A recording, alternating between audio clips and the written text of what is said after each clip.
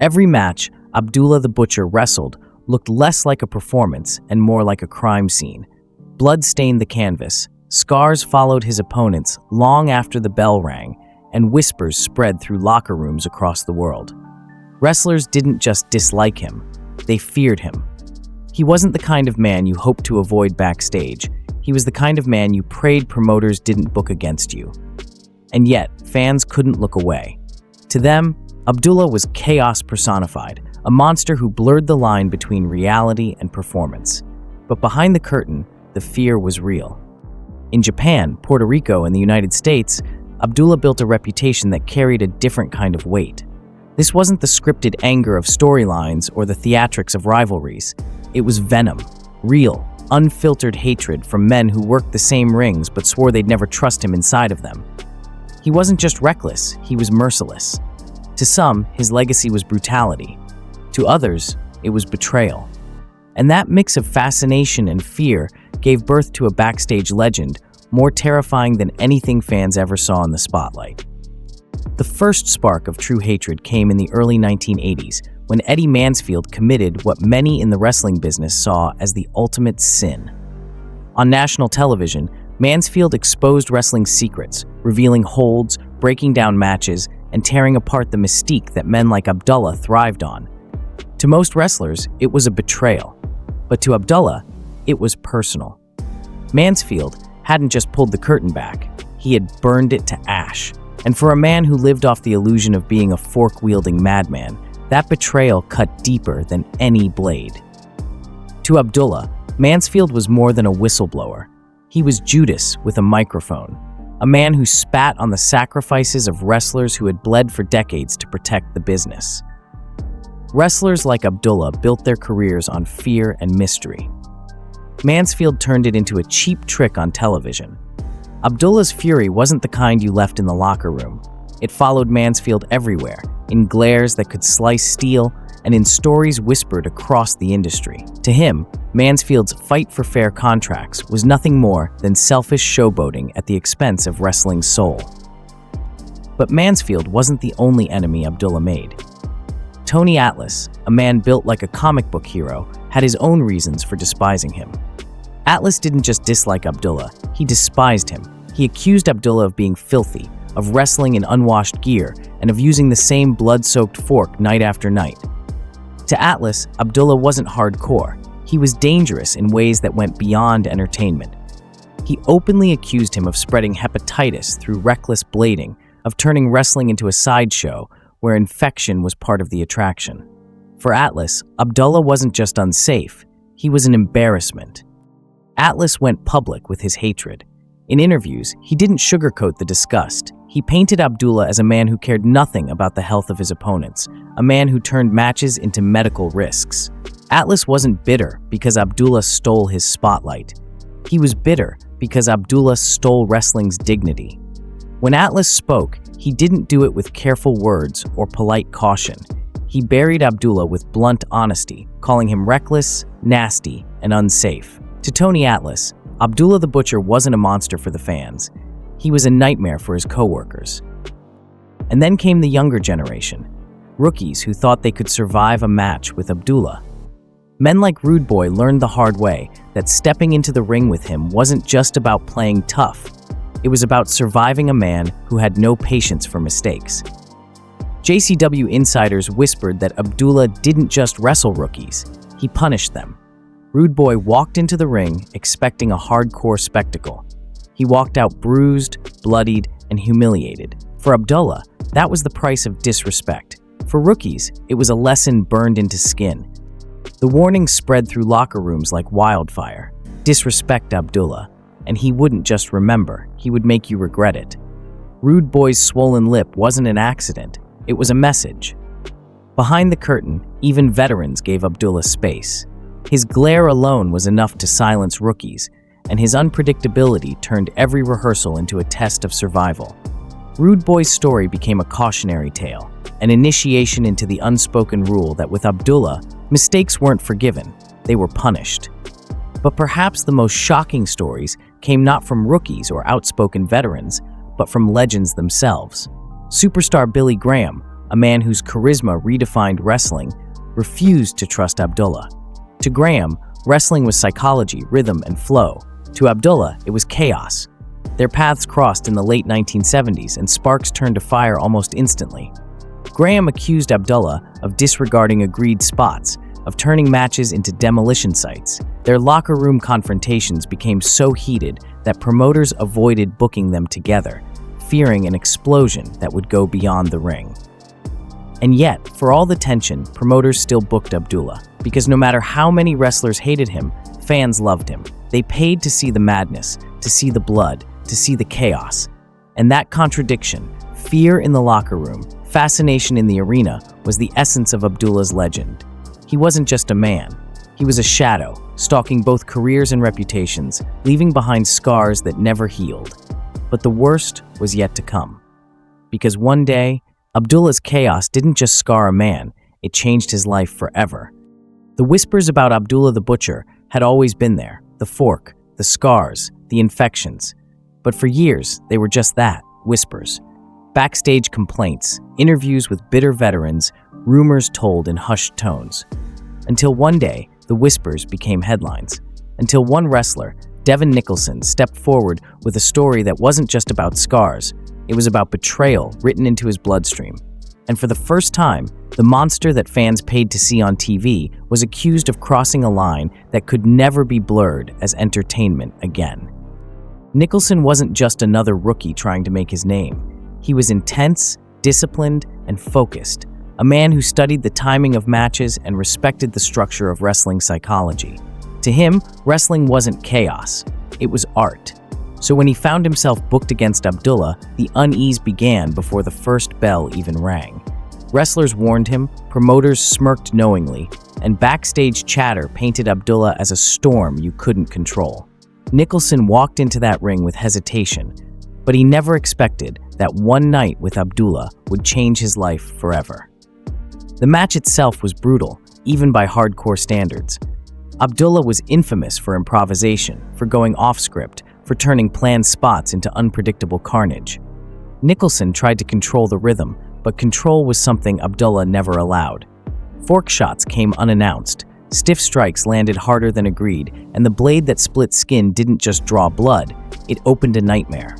For Abdullah, it was another night of chaos. For Nicholson, it was a wound that would fester in ways no one imagined. Days later, a routine medical test brought the shocking truth. Nicholson had contracted hepatitis C. The diagnosis hit like a hammer. For a wrestler in his prime, it was a sentence, not just to a lifetime of treatment, but to a career shadowed by stigma. And when he traced the infection, there was only one name that echoed back: Abdullah the Butcher. The man with the fork. The man who wrestled in blood-soaked gear.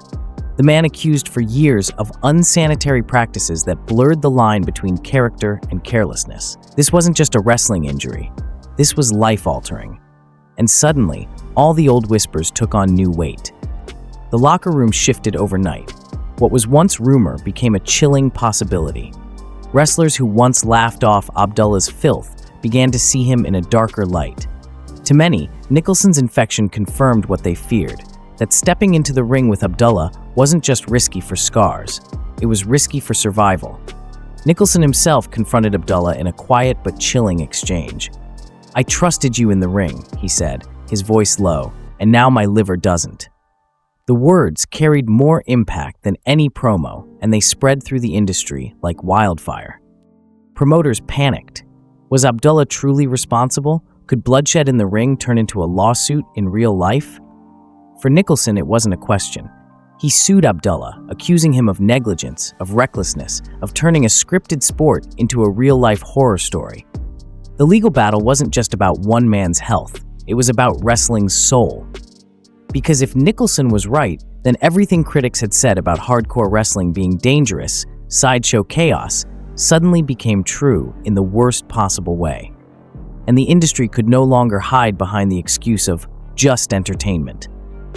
The courtroom became a new kind of ring. Instead of chairs and forks, it was paperwork and testimony.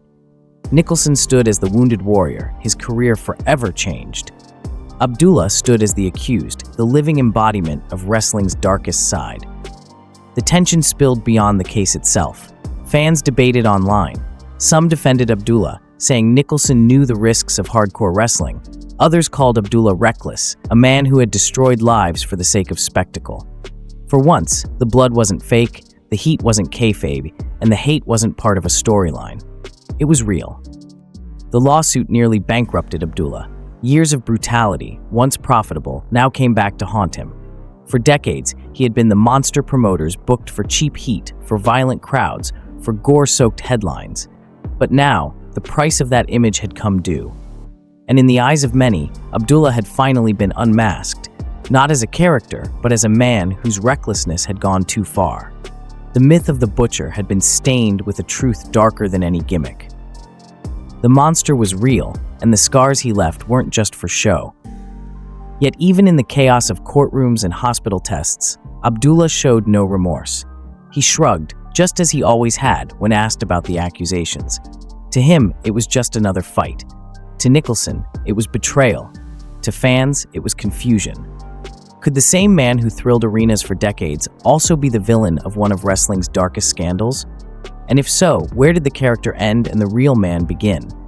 The line was blurred, and for the first time, even the most loyal fans had to question what they were really watching. By the time the dust settled, Nicholson's hepatitis case had changed the way people looked at Abdullah forever. Some saw him as a cautionary tale, a warning of what happens when violence becomes more important than safety. Others still clung to the myth, unwilling to separate the man from the monster they loved to fear. But one thing was certain. Abdullah's aura was no longer just blood and forks. It was lawsuits, infections, and scars that reached beyond skin. And yet, even as the industry turned its back, the legend of Abdullah the Butcher refused to die. Because legends don't just end, they haunt. And that's where the true question begins. If Abdullah's career was built on fear, and his controversies proved that fear was real, then was he a performer who went too far, or a monster who was finally unmasked? The answer and the legacy would come in the years that followed. Every story about Abdullah the Butcher eventually circles back to the same paradox. Was he a performer who gave wrestling some of its most unforgettable images, or was he a reckless force of destruction who scarred both bodies and reputations? For decades, promoters kept booking him, no matter how many wrestlers swore never to step in the ring with him again. The reason was simple: fans loved him. They didn't just watch his matches, they gasped, they recoiled, and they remembered. To them, Abdullah wasn't a wrestler, he was an event. But for those who lived alongside him in locker rooms, the memories weren't awe, they were scars. Legends like Tony Atlas and Billy Graham spoke of him with disgust. Rookies like Rude Boy carried stories of fear that haunted their early careers. And then came the case of Devon Nicholson, which cemented Abdullah's reputation as something darker than a character. The hepatitis scandal wasn't just a medical issue, it was a mirror held up to the industry itself. It forced wrestling to look at the cost of violence, the price of spectacle, and the danger of ignoring boundaries for the sake of cheap thrills. Wrestling's critics called it proof that the business was a circus. Insiders whispered that Abdullah had gone from being an attraction to a liability. Yet, even as lawsuits drained his wealth and interviews buried his reputation, the shadow of Abdullah never disappeared. You could find his influence in the hardcore matches that followed in the 1990s, in the extreme promotions that glorified blood and chaos, in every fork, chair, and barbed wire spot that drew crowds hungry for shock. Whether they admitted it or not, Abdullah had carved his name into the foundation of hardcore wrestling. His brutality became the blueprint, even as his controversies became the warning sign. To love hardcore wrestling was in some way to acknowledge Abdullah's ghost. Behind the curtain, however, the feelings never softened. Wrestlers who shared locker rooms with him didn't talk about respect. They talked about mistrust. The unspoken rule was clear. If Abdullah was on the card, you kept your distance. If your name was next to his, you questioned your safety. The glares, the whispers, the silent refusals to share the ring, all of it painted a picture of a man who inspired more fear in his peers than admiration. Wrestling thrives on rivalries, but with Abdullah, the rivalries were real, and the hate outlasted the cheers. As the years passed, Abdullah's myth began to harden into legend. Younger fans, who never lived through his matches, discovered him through tapes and stories. They saw the blood, the chaos, the spectacle, and they were fascinated. But those who lived through it, the wrestlers with scars, the men with grudges, the veterans with bitter stories, saw something different. To them, Abdullah wasn't just part of wrestling history. He was a cautionary tale etched in scar tissue. His name became shorthand for danger, for recklessness, for the price of working with someone who didn't believe in limits. Even in retirement, Abdullah remained polarizing. Interviews kept surfacing, with wrestlers reliving their worst memories of him. Lawsuits followed him like shadows. Fans debated his place in wrestling history. Should he be remembered as a pioneer of hardcore wrestling or erased as a man who put others at risk? The debate itself proved his impact. Few wrestlers left such a trail of love and hate, fascination and disgust. In a business built on blurred lines, Abdullah blurred them more than anyone. So much that decades later, people still argue whether he was ever truly playing a role at all. For Abdullah himself, the years never softened his stance. He rarely apologized, rarely acknowledged the pain his opponents carried. He seemed content to live as the monster fans believed him to be, as if the line between the butcher and the man behind him had disappeared. Perhaps that was his final trick, the total erasure of the performer behind the performance. When people spoke his name, they didn't think of the man. They thought of the shadow with the fork, the glare that froze rookies in place, the chaos that could turn a match into a bloodbath in seconds. In the end, Abdullah's story isn't just about one wrestler. It's about wrestling itself, the highs of spectacle, the lows of recklessness, and the dangerous dance between reality and performance. He embodied wrestling's darkest magic, the ability to make fans believe while making his peers genuinely fear. That dual legacy, both powerful and poisonous, will always follow his name. He wasn't just hated, he was unforgettable.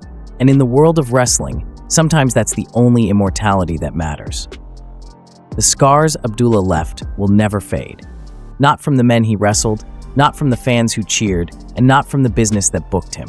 Every hallway whisper, every lawsuit, every scar is part of a story that refuses to die. And maybe that's the final truth. Abdullah the Butcher was never about matches won or lost. He was about survival. Who could endure him? Who could escape him? And who would be left to tell the story after the blood dried? His opponents carried that truth on their bodies. The business carried it in its history.